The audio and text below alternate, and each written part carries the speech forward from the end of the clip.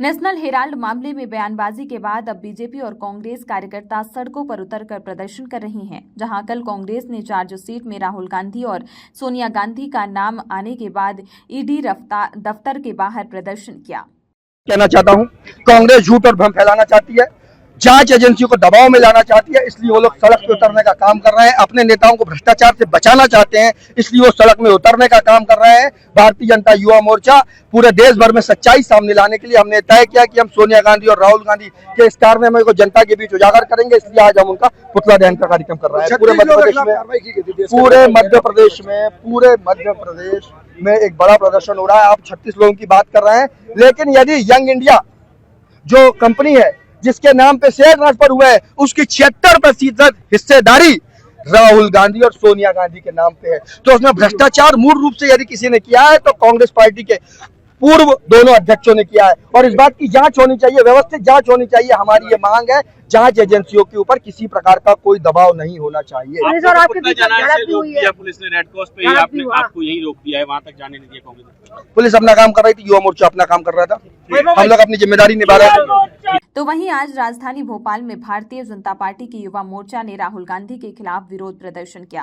Congress media विभाग के अध्यक्ष मुकेश नायक ने कहा कि ये उल्टा चोर कोतवाल को डांटे, यही हाल इनका है। बीजेपी प्रतिशोधात्मक राजनीति कर रही है, प्रदेश भर में जमीनें नहीं बची, लगातार प्रदेश में कर्ज बढ़ता जा रहा है और राहुल गांधी के खिलाफ ये प्रदर्शन कर रहे हैं।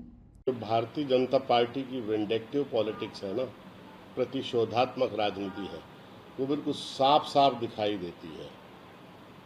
ये है कि उल्टा चोर कोतवाल को डांटे।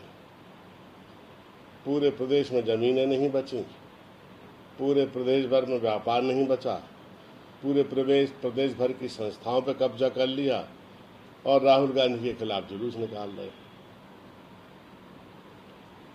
बीजेपी युवा मोर्चा ने प्रदेश कांग्रेस मुख्यालय से कुछ दूरी पर युवा मोर्चा अध्यक्ष वैभव पवार की अगुवाई में राहुल गांधी का पुतला दहन किया और कहा कि अगर राहुल गांधी सच्चे हैं तो कोर्ट में खुद को साबित करें। आर्थिक रूप से चरमरा दिया, जो सबसे बड़ा बेरोजगार देश बना दिया, जो किसानों को आत्महत्या करने को मजबूर कर दिया, जो गरीब देश और गरीब हो गया, जिसने नरेंद्र मोदी ने अपने मित्रों का जेब भर दिया, वो सब पाप को छुपाना है तो फिर ईडी का दुरुपयोग करके विपक्ष के नेताओं का निशाना बनाना है। सोनिया गांधी जी, जिन्होंने देश की उस मर्म को, जिसमें कैसी बेटी होती है, कैसी बहू होती है, कैसी माँ होती है और कैसी एक देशभक्त नागरिक होती है, उसके सारे आयाम पूरे किए, प्रधानमंत्री का पद त्याग दिया। नरेंद्र मोदी जी वेंडेटा पॉलिटिक्स करके देश को गुमराह करते हैं।